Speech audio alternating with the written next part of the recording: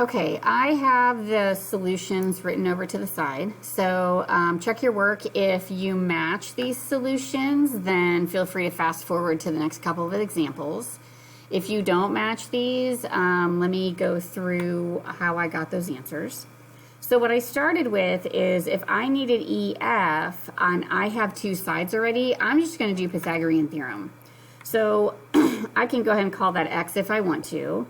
So then I would do a squared plus b squared equals c squared. So x squared plus 3 squared equals 9 squared. So I will have x squared plus 9 equals 81. Take away 9 from both sides. And then I'm going to square root. So let me show you something on the calculator that you may or may not have used before. There's a key that it has A and S above the negative. So let's say I have my prior step. So I want to take the square root of 72. So I can certainly retype it. I can say, all right, the square root of 72 equals that. There's my 8.5. Or let's say I go back. Let's say it's a decimal and I have to take the square root of.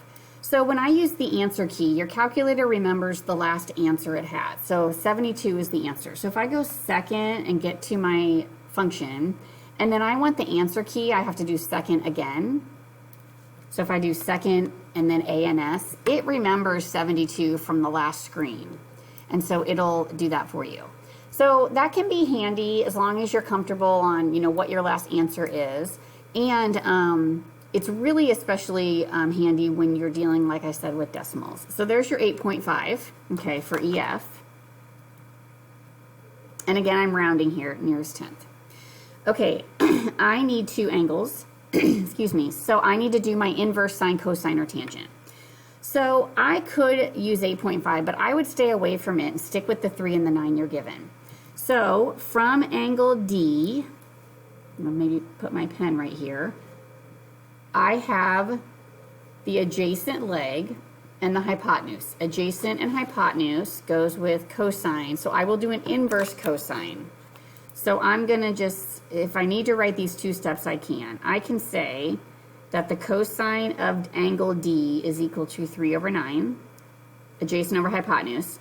Or if I'm comfortable, I can skip straight to the inverse cosine of 3 over 9. Oops. I don't know why I wrote 39. 3 over 9 is equal to my answer. So if I do inverse cosine, and like I said, I don't reduce it, I don't do anything with it, I type it in like that, 70.5 degrees. Okay, so there's 70.5. From there, I'm just gonna, they all add up to 180, so I'm just gonna take my 70.5 away from 90 to get my final degree measure. Okay, so there's measure of angle F. All right, letter B.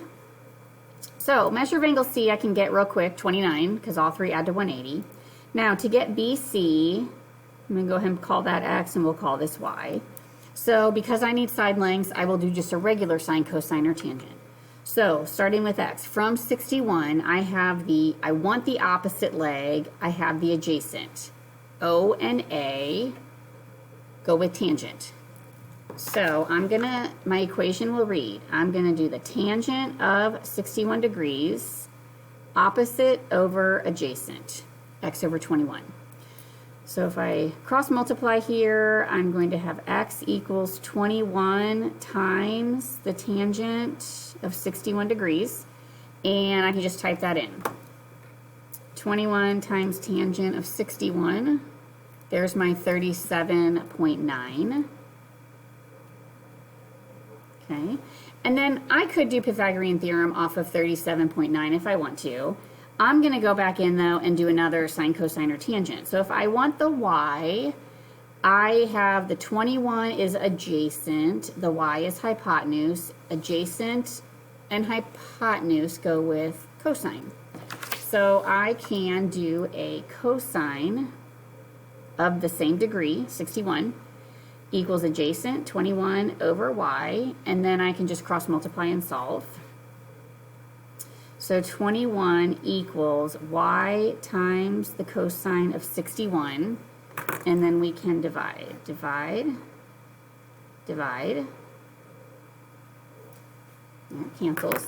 And so we can then do our 21 divided by cosine of 61. And I get 43.3, which is the answer I got up there. Okay? All right, well, let's look at the last two examples. They're a little bit more, I guess we would call real life examples. Get back into that angle of elevation and depression. Okay, number 5 says, during a flight, a hot air balloon is observed by two people at point A and point B as shown. The angle of elevation of point A is 28 degrees. So if I look at that for a minute, the angle of elevation from this horizontal ground to here is 28 degrees. Point A is 1.8 miles from the balloon as measured along the ground. So point A is 1.8 miles from the balloon on the ground. So if the balloon is up here, this distance from here to here is 1.8. So that's the distance from the balloon if we were to measure it along the ground. Find the value of h. Okay, so I don't even care about this side. I see a right triangle with one side length, one missing, and an angle. I'm using SOHCAHTOA. All right, SOHCAHTOA. So I have, from 28, I have the opposite leg and the adjacent leg. Opposite and adjacent is tangent. So we're going to do the tangent of 28 degrees, opposite over adjacent. So when I cross multiply, I will have h equals 1.8 times the tangent of 28. So I can just type that in. 1.8 times tangent of 28. And I get what am I round? Does it tell me where to round? It does not. So I'm going to go ahead. If I were to round to the nearest tenth, it would bump it to 1. Since it doesn't tell me, I'm going to do 2 spots. 0.96 is what I'll call this. So h is approximately 0.96 miles. So it's almost a mile in the air. Okay, thought my camera was glitching there. So it's almost a mile in the air. All right, so let's look at the next one, letter B. If point B is 2.8 miles from point A, find the angle of elevation. Okay, so if point B is 2.8 miles from point A, we want to find the angle of elevation. All right, so my angle of elevation is labeled as x because if I am elevating from the ground. So I have, for my angle of elevation. Okay, so let's look at, this is information I don't really need. So if I am doing the tangent of B, I can view this as, let's see, 0.96 is my height. So actually, I do that. Sorry, you need that. All right, let's back up. Let's relabel.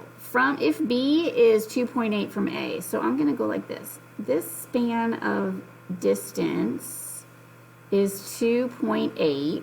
So I need to know this piece right here. So if the whole thing is 2.8 and this is 1.8, then I know that this is length 1 right here. Okay, so now I have a right triangle and I am going to do an inverse of sine, cosine, or tangent.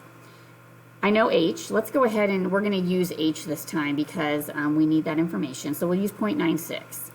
So that is my opposite. This is my adjacent. Opposite over adjacent, I'm doing another tangent. So I'm going to say that the tangent of B is equal to 0.96 over 1. So I need an inverse tangent of, I'll just put 0.96 because divided by 1 doesn't make it any different. So if I do inverse tangent of 0.96, that is a 43.8 degree, 43.83 degree angle. So the measure of angle B is 43 point, I'll go ahead and do 0.83. Again, we could just do 0.8 and that would be fine. Okay, so that would be using SOHCAHTOA to get to a length and an angle. Pause the video, try this last one, A and B. And then come back when you're finished or if you get stuck at a certain point. All right, on angle A, I think it's all labeled, but you need to read it over and get your bearings. The angle of elevation of an antenna from a point 36 feet away is 43 degrees as shown. Okay, so here's your point. This is the antenna. I think that's what this marking is trying to show us. So this is 36 feet away. This whole span is 43 degrees. All right, so from the ground all the way up to this top line. Find the height of the antenna. So I want to know how tall it is, so I'm going to view that as h. So ignore this middle line for a minute. So I have a right triangle. From 29, I have the opposite, or I want the opposite. 36 is the adjacent. So SOHCAHTOA says opposite over adjacent is tangent. So I'm going to do the tangent of 43 degrees. Opposite is h, adjacent is 36. And then we solve. So h is going to equal 36 times tangent of 43. So I can just type that in. Tangent of 43. Rounding, we can probably do nearest tenth. You can do 10th or 100th. So 33.6, let's do that. So we'll say our height is about 33.6. And I think we're in feet, yes. Okay. Next one says that support wires are attached as shown with an angle of elevation of 29. Okay, so this wire here is a support wire and it has an angle of elevation of 29. How high up are the wires attached to the antenna? So now I'm really just kind of looking at this triangle. Okay, so ignore the 43. So in this triangle, from 29, I have opposite is x, adjacent is 36. So I'm doing another tangent. This time it's a tangent of 29 degrees, x over 36.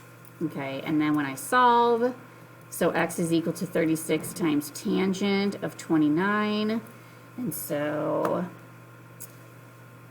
I'm going to come up here and change this to 29. So 36 times tangent of 29, and I get about a 19.95. I'm probably going to call this 19.96. Now, if I rounded to the nearest tenth, I would get 20. So either way, it doesn't tell me exactly how to round. 19.96 feet. Okay. All right, so hopefully you're finding that once you know what function to use, sine, cosine, or tangent, or inverse sine, cosine, or tangent, the solving should be relatively easy. So that's it for solving right triangles.